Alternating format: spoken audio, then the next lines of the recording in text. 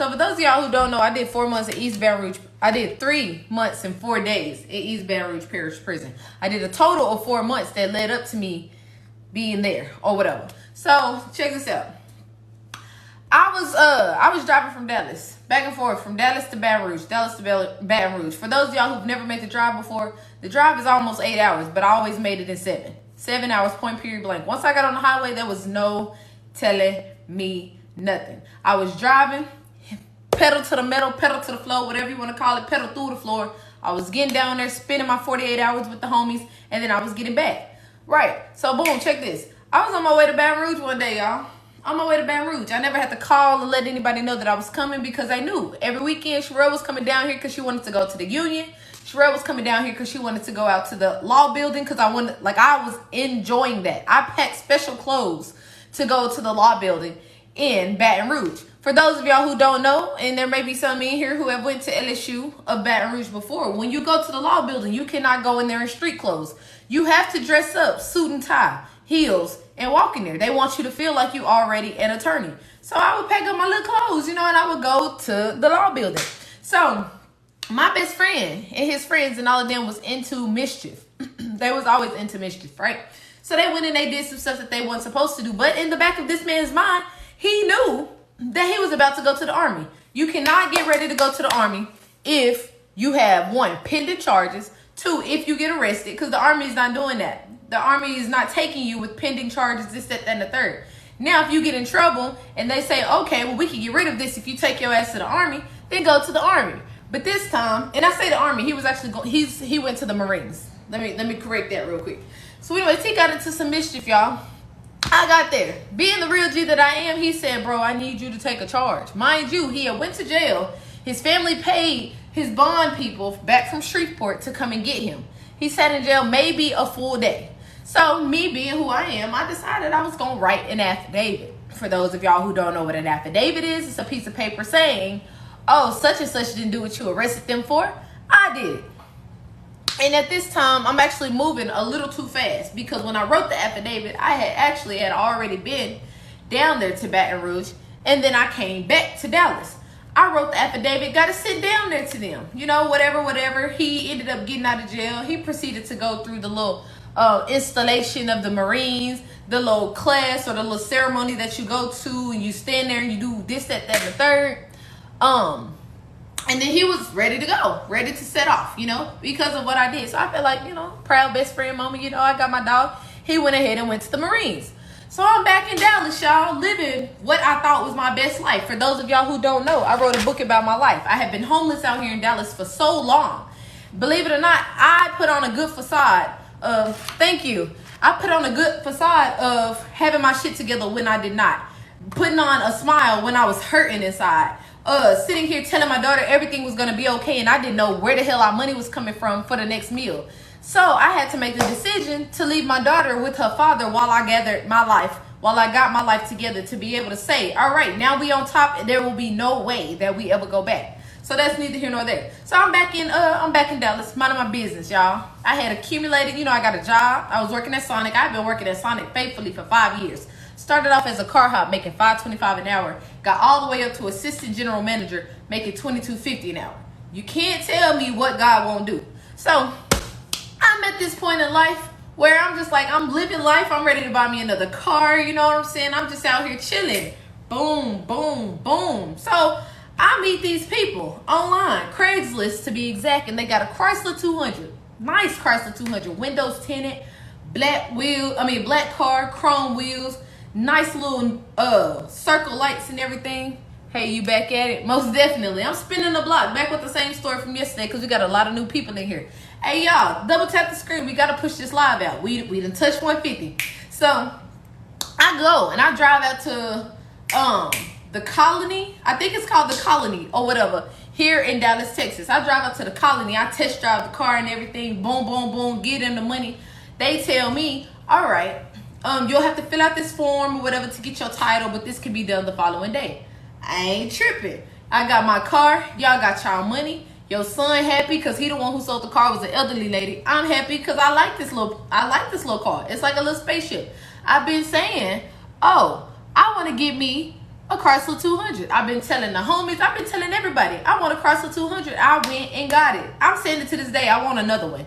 I want to get rid of my Charger, and I want to go get me a Chrysler 200. So anyways, y'all, I'm cruising. It's up in the day. You know, I'm busting down all up in Dallas traffic and everything. Just just cruising and chilling. Cruising and chilling. So nightfall come quick, y'all, because it's so, you know, when things happen that you enjoy, or things happen that seem fun, or your life just seems to be so like amazing, things want to move fast. Time want to move fast. All of that. Yeah, the 200 is nice. How you get the book? The link is in my bio. Link is in my bio. And for everybody that's here, I will run my ebook special tonight. If you go and buy the ebook, I will make the electronic book $15. Meaning as soon as you purchase the book, the link will come to your phone. You can read it directly from your phone. You don't have to wait for the hard book to come in unless you just want to. If that's what y'all want, I will most definitely go ahead and do it. Links in my bio. My moderator should be in here, and she will be able to put it on there. But for those who can't, links in my bio, lifeofsherelle.com. SHERELL. All right, y'all. Keep double tapping the screen so we can push this live out. So anyways, I'm out there spinning in the streets. My daughter, she is currently, I say I had to send her, but I had got my life together. So my daughter was with my grandmother. I'm cruising to her. Nightfall. You know, I had already been in the streets. I had let everybody see my car, this, that, and the third, you know. So nightfall coming. I'm ready to go get my baby, and I'm ready to go home. So I pull up to my granny house. Music, bass, bumping, da-da-da. And I do that in my Charger right now. I mean, I be having to like limit my sounds and everything because people don't enjoy Mo 3 for some reason. They think that Mo 3 just pretty much wrapped himself into a grave.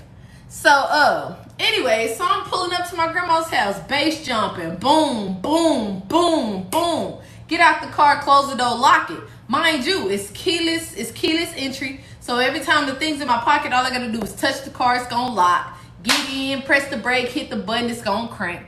All of that. What time is it down there? It's midnight. Y'all double tap the screen. It's midnight. Man, that's my dog, Mo 3. Man, I'm listening to him every day. At this point, it's just inevitable. You come around me, you're gonna hear Mo 3. That wrong. So anyways, so I get my daughter, y'all, boom, I get her. Mind you, I had just got the car. So when I got my daughter, she didn't have her car seat. She didn't have none of that.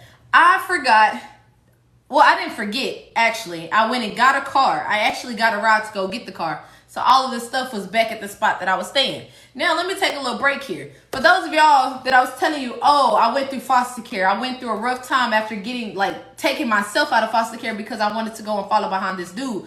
For those of y'all who didn't know, I was homeless in Dallas for a very, very, very long time. I put on the facade every day I went to work that everything was fine, that all my problems at home were taken care of, that my daughter didn't want or lack for anything. All of that. My facade was so great, people would have thought I was on top from the moment they met me. And that's only because I had it instilled in me that nobody was ever going to genuinely care. Nobody was ever going to be there to say, like, dang, if I can't do this, can you help me? You know, do I have somebody I can ask to help me? No, didn't have it, still don't have it. You know, so anyways, I had got my daughter, put her in the back seat. My first thing was buckle her in the seatbelt. Point, period, blank. We're going to get home. We're going to get your car seat, and we're going to get it in the car. We ain't got nothing to worry about, right?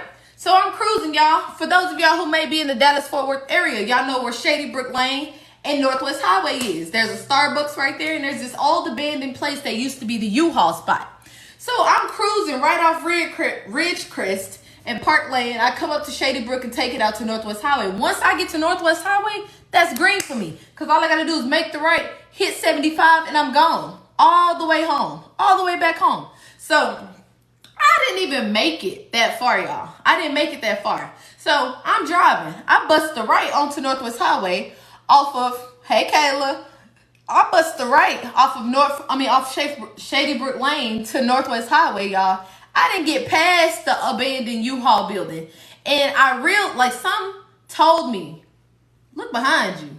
And you know, whenever you get that weird feeling, you know something's about to go wrong. But me, I felt like, dang, I done worked my ass off. I done bust my ass to get to where I am. I just bought a new car. Me and my daughter, we didn't have our spot. We was actually living with this girl I had met off of Craigslist. I was pretty much roommating with her. She had like 8 fucking kids. It was me and my daughter. I'm gonna have to put the little video up here because my daughter, she was just out there like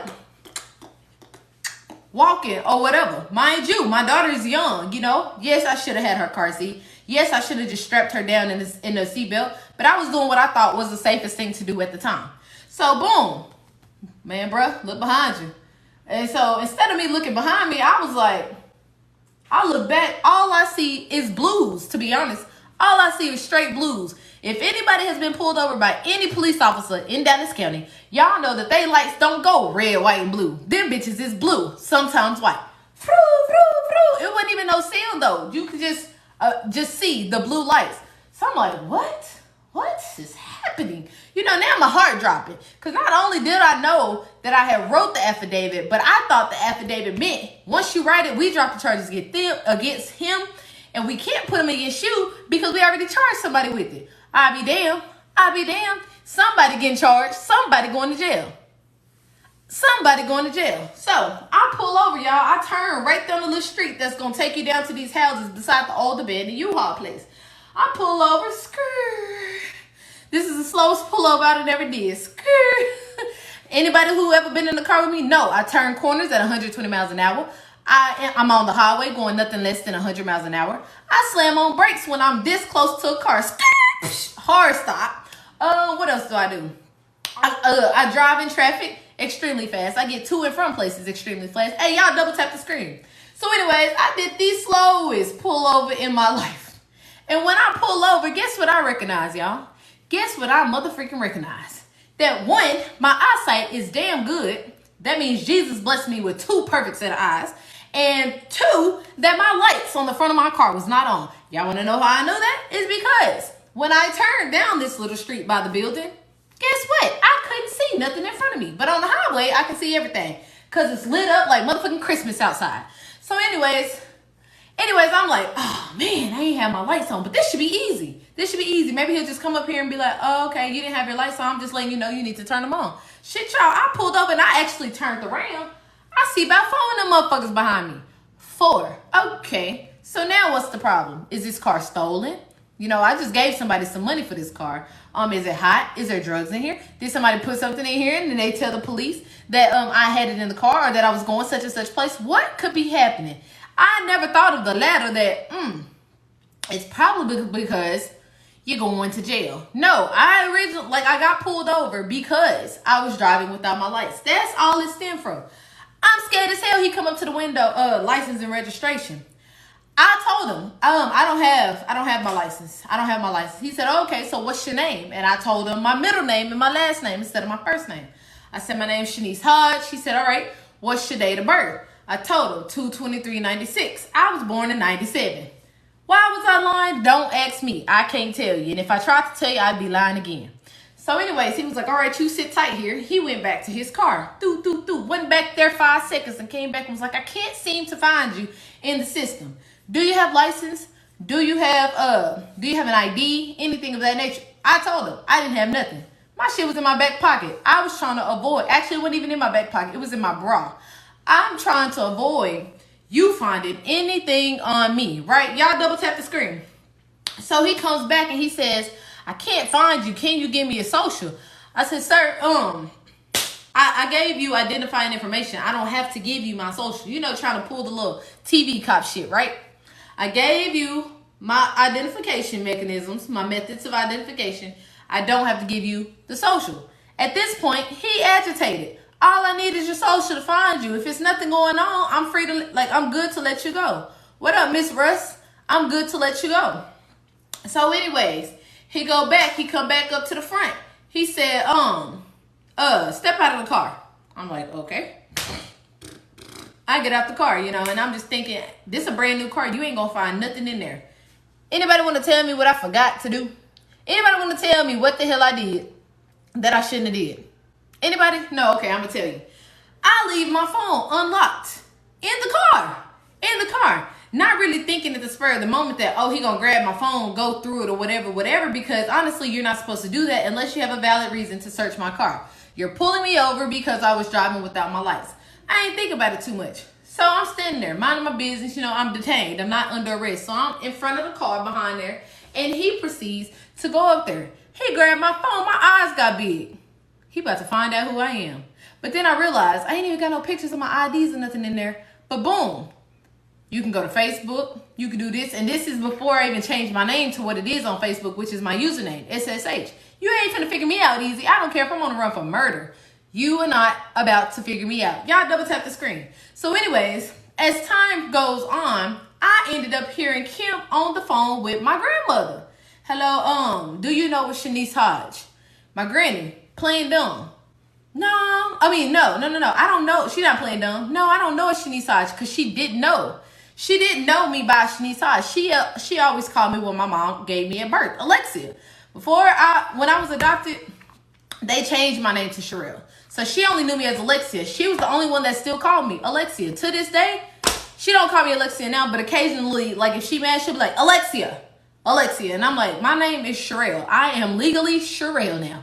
Point, period, blank. Which, that would have been smarter, y'all. That would have been smarter to use my birth name because it wouldn't have been a lie. It just would have been like, you know your name was changed, so why would you give us a name you no longer use anymore? That's what I should have did. But I wasn't thinking on my feet like that. So anyways, she was like, no. He said, well, your granddaughter who has her daughter, you know, she did say that she picked up her daughter from her grandmother's house. She said, oh, you talking about Sherelle. Granny, you completely didn't understand the assignment. You didn't understand the assignment at all. So he proceeds to say, so how do you spell Sherelle? She tell him, RRELL. She didn't know how to spell it, so I thought, okay, maybe that would save me. This man was too smart. He was too smart. Went back there and typed it in both ways and came back. And you know what he said? I see why you ain't want to give me your information. Now, at this point, mind you, I knew for a fact I had tickets. I had outstanding tickets. I'm a person who will get tickets and wait till I get pulled over, get on my phone, try to pay the tickets really quick, and then tell them, I think y'all made a mistake. I need you to run my name again. I ain't got no warrants for tickets. And when you pay it for Texas, when you pay your tickets, once you pay them, the warrant is automatically withdrawn. So he was like, oh, yeah, you know, they'll be like, oh, dang, my bad. I ain't even know. Let me get these cuffs off you. Yeah, but this particular situation didn't go like that. So anyways, he proceeds to say, I know why you didn't want to give me your information. My eyes get big. Why? Y'all double tap the screen for me. We at 2:05. We need to get this live jumping. I know why you ain't want to give me your name. My eyes get big. Why? Because you got a warrant out of Baton Rouge. You got a warrant out of East Baton Rouge. You know, playing surprise, but I knew what the hell I did. No. So not only, y'all, did I get arrested for a warrant out of East Baton Rouge Parish, I had to go to jail in Dallas County and sit there for 30 days for failure to identify. Failure to identify, 30 days. So I get taken to jail, y'all. We go to Louisiana. We in there. We doing our thing. Boom, boom, boom. I go through booking. I ain't really going to run down all of that. And I get to the back. I sit in there for 30 days. No food besides the goulash. Figured that word out yesterday. The goulash that they was giving us. We got these little weird racks. It's open pod. What about your kid? Girl, you sure enough living on the edge. Man, I live life on the edge. At this point, I done decided. I ain't forgot. What about my kid? I'm going to tell you. At this point, that's how I live life. I'm not carefree because I care about everything that I do. Anything I dedicate myself and my time to, I care about it 100%. But I do live life on the edge. I take risks. If I got $1 to my name, I'm going to take that dollar and put it on blackjack and hope I win $100. That is how I live my life. Because one, life is too short to be sitting here. What up, Hoochie? What up? Life is too short to be sitting here walking on eggshells in your own life, because if you walking on eggshells your whole life and die, you ain't never really lived life. Life is too short to be sitting in one spot all day. Life is too short to not travel. Life is too short to not have fun, period. Life is also too short for everybody to still be sitting here working 9 to 5s, but y'all okay with that, right? Y'all okay with that? All right, cool. So anyways, I'm in jail, y'all. They feeding us bull crap, goulash, dog food is what I called it, because it looked like dog food. I bit into that crap one time and it was so spongy, like they took dog food, soaked it up with some gravy or some chicken broth or something, and then slept it in there with some pasta and put some other type of gravy on top. It was completely disgusting. So anyways, y'all, I'm sitting in there. After about 30 days, it was like 29 days to be exact. 29 days in Dallas County, they wake me up one morning early, talking about some, whoa, what's in my eye? Talking about some, you going to court. Me? Me going to court? What am I going to court for? So not only, let me explain this to y'all. When you go to court and you have a warrant out of state, you have to go through an extradition process. They had me feeling like I was El Chapo. They had me feeling like I was El Chapo in Dallas County, y'all. When I went into there, they did the little rundown. They did the pat down. Boom, boom, boom. Running down, the squat and cough. Boom, boom, boom. Spraying me with all types of craziness. It was just bad. So when I got and went to court, they gave me this little rigged ass, public defender. He was like, listen, I'm so sorry that it took me forever to get you to court. But usually on a failure to identify, you only sit for a week. Excuse me? What did you just say? Yeah, we've been so backed up. Yeah, we had to, you had to sit in here for a lot longer. So you mean to tell me on a failure to identify, I could have been gone in a week? Not only, y'all, I wasn't thinking about the fact that I had to go through the extradition process. He was like, yeah, but it wouldn't have mattered to you anyways. What you mean, public defender? What you mean it wouldn't have mattered to me? He was like, yeah, because you got a pending charge out of East Baton Rouge. Yeah, remind me. Remind me again. Most definitely was time to whoop his ass, but you can't do it in shackles. You cannot do it in shackles. And one thing about Dallas County, y'all double tap the screen. Let's get this live out. One thing about Dallas County is when you go to court, they wake you up at 4 in the morning, taking you to the court. Then you going to sit in a box until 9 o'clock. We sit in a box for 5 hours. In that mug. Just in that mug, depressed because we sitting there doing nothing, right? So anyways, the judge ended up saying, yeah, I'm gonna give you time served. Oh, we're gonna get to the Baton Rouge part and let somebody tell you. So the judge was like, I'm gonna give you time served for the failure to identify, boom, boom, boom. So now I'm thinking, all right, so this is done. I'm going home. I'm going home, right? No, I'm not going home. They put me back in the pod, which was pod H. Pod H in Dallas County. For those of y'all who've never been to Louisiana, don't go. It is horrible. So anyways, I go back to pod H. Everybody's like, you going home? You going home? I said, nah, I got a charge out of Baton Rouge. Everybody was typing me up. Man, they ain't coming to get you. I promise you they ain't coming to get you. What was it for? And I'm like, it's a misdemeanor theft charge out of Baton Rouge. They was like, man, they most definitely ain't coming down here for that. So in my head, I'm getting hyped. Oh, okay. So they probably just already know, they're going to take me home. All day long, I'm looking at the door all day. And bam. And bam. All day long. Ain't nobody called my name. Ain't nobody came in and remotely looked in my direction to let me know that I was going home. Nobody, right? You look like you from Texas. Texas? Yeah, you got the E and the X in the wrong spot. I mean, the E and the A in the wrong spot. So anyways, y'all, ain't nobody coming in or out looking in my direction to let me know, like, yeah, you going home. You going home. Day after day after day go by. Me, with my little weird ass, I walk down to the little thing, I asked her for a kite. 2 kites at that, right? So I write to records, and then I write to the little indigent people. First off, indigent, y'all, it don't even matter. Louisiana is horrible. So, we riding or we dying. Yes, if I got you in my circle and you this, that, and the third, you need me to do something for you, as long as it ain't gonna kill me, we green. Let's do it. Cause one thing for sure, 2 things for certain, I was always built for the war. All the stuff that I've been through in my life, I was most definitely built for the war.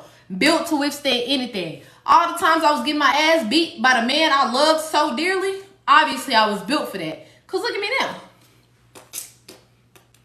Yeah. All of the homeless times, all the nights I was sleeping out and it was raining and cold outside, I didn't have a car and I didn't have a place to go through. Look at me now. You know what I'm saying? So I feel like I was built for all of that. Y'all double tap the screen. So anyways, I'm in Louisiana. I write records. I'm just trying to figure out, when is Louisiana coming, boom, boom, boom, this and that, right? So they wrote back. When you write a kite, they gotta write you back. Whether it's them saying they don't know or whether they're giving you actual information. So boom. Thank you. If y'all new in here, y'all go ahead and hit the follow button. And for those of you who have already followed me, do me a favor, just double tap the screen. Double tap the screen for me. So, I proceed to go and get my little thing that they wrote me back. Because, you know, for those of y'all who've never been to Louisiana, when they write you back, you get a piece of paper that's folded up. They'll call your name. Boom, you come get it, you open it, you read it. If you don't like it, you don't like it. If you do like it, then you do your celebratory dance. Boom. So I looked at it and it was like, well, we have to take you to court in order to let East Baton Rouge know that you're ready to be extradited. So I'm sitting here like, I've already been to court once. They forgot to tell me that I needed to do that step in court. No, it ain't no 2-for-1 special in Louisiana. It ain't no 2-for-1 special in Louisiana. You gotta wait until extradition court comes. So regular court, extradition court, two totally different things. Extradition court is held by the little in-house magistrate. You go down to this room, they read you your rights. Well, I'm here to let you know that you have a charge pending out of East Baton Rouge, and they have 90 days to come and get you if you decide you don't want to waive your rights to extradition. But if you decide to waive your rights and allow them to come, we give them 30 days. Bitch, give me the paper. I'm going to sign the paper. The 30 days start today, right? Nope. The 30 days start after we get through the processing system. Meaning once you leave here, we got to deal with everybody else who's been extradited all across the nation.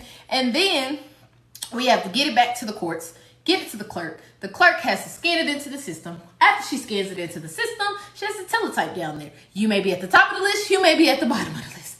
Whenever we get it done, that's when your days start. Yeah, y'all can get a tour of this junky ass house. You sure can. Okay, so now y'all playing reindeer motherfucking games. So I go to court, y'all. I do just that. Sign my waiver. Come get me, East Baton Rouge, or tell them you not coming. Me? Y'all know what my prayer was every day. It looked nice from your background. It's junky in here. I got t-shirts, hoodies, and all of that everywhere. Dishes I had to go accumulate from other spots. Right there, I need to go and put up. I got Debbie cakes over there. It's just a lot, but it's cool. I'll give you the rundown. So, where's the baby, if you don't mind me asking? She's with her dad. She goes to school. She goes to a prep academy in Louisville. So they have a good relationship. We're past all the other stuff now for the most part. So she's with him. Her school's 2 minutes around the corner from his house. So, yeah. So I go back to court. I sign over. I come back to Pod H. That noise is the worst noise ever. I don't know if they was too lazy to buy WD-40 to squirt into the crevices or whatever. What did you experience in your life yesterday? I don't know. I don't remember. I don't think about yesterday. I'm pressing forward, not backwards. So, Louisville, Lewisville. So yeah, the door. That's the worst noise ever. When you hear that noise, you are coming in. Most definitely coming in. You ain't going out. Because any door going out, that motherfucker's like,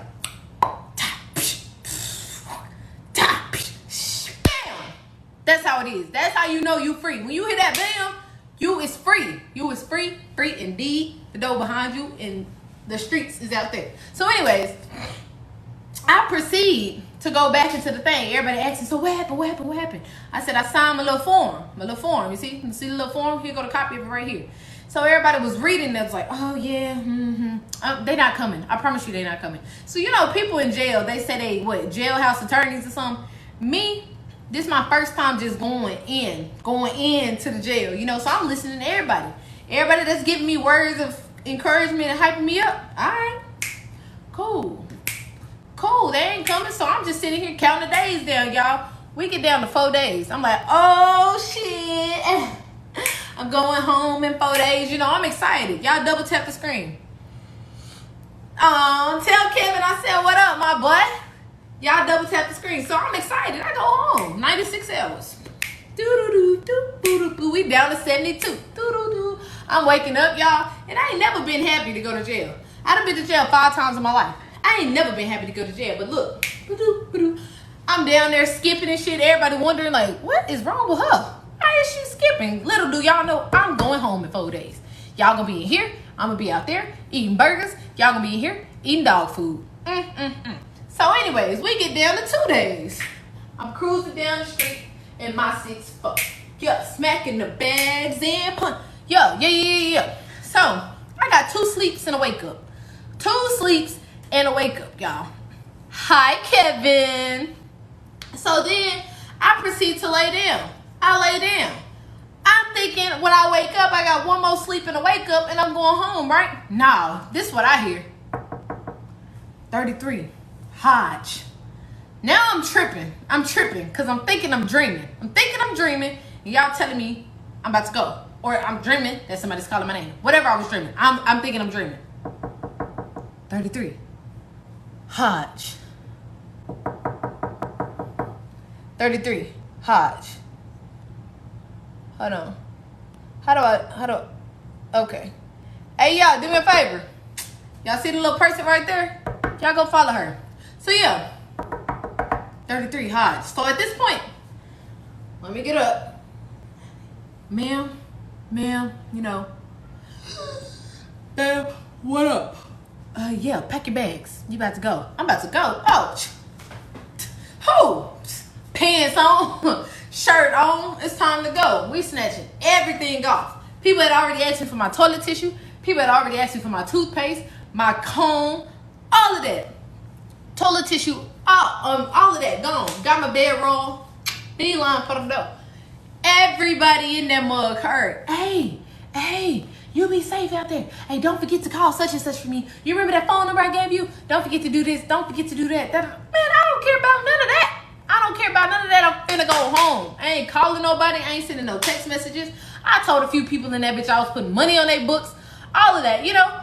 Keep the conversation going. Gift to the gab. Boom, boom, boom. I get to the door. And go in. Why you hate Jamaicans? I don't. Door closed. And boom. Next door. And go out. Door. And boom. Right? So, I'm out there. Another officer. Hey, I'm about to go home. Man, I don't know. I just came up here to get you. I'm going to take you back down to the release thing. And you'll figure out where you're going from there. Okay. The release. That's all I needed to hear. Y'all, we get on the elevator. Because for those of y'all who don't know, at Louisiana, the girls is on the 7th floor. The guys is on the 8th floor. We get on the elevator. We go down to floor 3. Floor 3.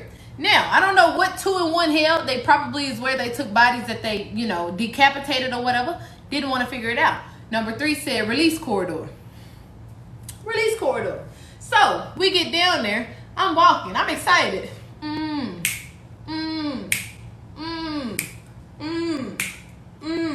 We get down there, y'all. Tell me what the heck I see. Tell me what I see. Motherfucking East Baton Rouge Parish Prison. East Baton Rouge Sheriff's Office. With that ugly ass motherfucking bird they got. With that ugly bird that they got. At this point, I'm like, oh, Lord, I'm going to jail. I'm in jail, but I'm going to another jail. I'm thinking I'm free. Y'all want to wait till the last 24 hours of my life. In this prison, or this jail, whatever you want to call loose there. Y'all want to wait till the last 24 hours to come and get me. That's some hoe shit. They was like, yeah, you're going to go in there and get transferred. Then we're going to do your ROA. RTA. Release to agency, release to agency or whatever. Anyways, they was releasing me from Dallas County custody to mother freaking East Baton Rouge. All right, y'all. So I go in there. I'm getting dressed in the slowest way. Because if I was going home, I would have been in that bitch getting dressed quick, right? So I'm in there getting dressed slow, putting on my clothes I came in with 30 days prior. 29 days prior to be exact. So I'm putting on my clothes and everything. I'm chilling. Boom, boom, boom, boom, boom. Mind you, if y'all really want to be technical, now that I'm thinking about it, I lied. I keep telling everybody I did 4 months in jail. I actually did 5 months or almost 5 months. Because the first 30 days for the failure to identify, then I had to wait 30 days for extradition. Then when I got to East Baton Rouge, it was 3 months and 4 days. I actually did 5 months in there. That's crazy. It went by fast. Don't get me wrong. And I'm not just saying that to encourage anybody to go to prison, but it did go by fast. So anyways, I come up out of there. The lady, they got a fat round lady and then a little short dude. They were the ones who was escorting me back to East Baton Rouge, right? So I proceed. This may seem weird, but do you think I can win the lottery? Yep, I do think you can. So I go in there. She hit me with the shackles around the little belt, boom boom, with the little things right here. Then there's this little thing that go down your leg, right? But she locked that hoe in place. She locked it right here at the joint. It's a little thing. That means you can't bend your leg. For those of y'all, you can't bend your leg like this. Once that thing's locked, because the bottom part's around your ankle and this part up here is around your thigh. Once they lock it at your joint, it's over. It's over. You literally, I'm in there walking like this. Because this leg got to be straight. What up, Brody? You got to ask me, put it in question form so I can tag your question up there. I'm walking around like this, y'all. Because this leg, straight. I can only bend this leg. So they do the little paperwork, release the other agency, boom, boom, boom. And they sign off, boom. They get my property, and we on our way out. We walk out, we go to this SUV. SUV is unmarked or nothing. I could have thought it was an undercover car. I could have thought it was a little detective car, whatever. No, it was a rental car. They had a rental car. So y'all bought a rental car to come down here. Y'all could have just drove one of East Baton Rouge little prison cars and came down here. It was comfortable, don't get me wrong. Little seats was all plush from a little butt and everything. Had the normal seatbelt that she put across me, all of that. So I done been to Baton Rouge. For those of y'all who don't know, I've driven down there weekends after weekend after weekend. Can you stream my new song? Link in my bio. Right. Yeah, you're going to have to tell me what the song is. So we get in the car. I done driven to Baton Rouge several times, so I know where to go. When we jump on the highway going towards the DFW airport, you know, for those of y'all, 635, well, it was actually 35 that'll take you to 30 to Denton, then you're going to take 635 and go all the way out to the airport, right? I know which way we're supposed to be going. In my head, I'm like, y'all, Baton Rouge is that way. We need to be going east down 20. Y'all need to take 35, get over to 20 to Texarkana, and then take 20 to Shreveport. That's what we need to be going. Y'all, guess what they doing? Guess what they doing? Spotify named Demon. Ooh, hold on now, player. Hold on. Guess what they doing, y'all? We driving towards the airport. They putting a nigga on a plane, putting me on a plane, taking me to East Baton Rouge. A plane? Oh, y'all got a nigga feeling like Drinker Gates in this bitch. Y'all got me feeling like Drinker in here. We going what? Only thing about that was, even going into that situation, y'all, I didn't have nobody I could call and be like, listen, I got a bond, can you come get me? I literally had to thug it out. And for those of y'all who was asking about my daughter, she, they ended up taking her back. Oh, I need to pin hers first. Y'all follow Lonnie Pooh. They ended up taking her back to my grandmother's. I was able to make a phone call to her dad and tell her dad where it was, where she was, and for him to go and get her. He did do that.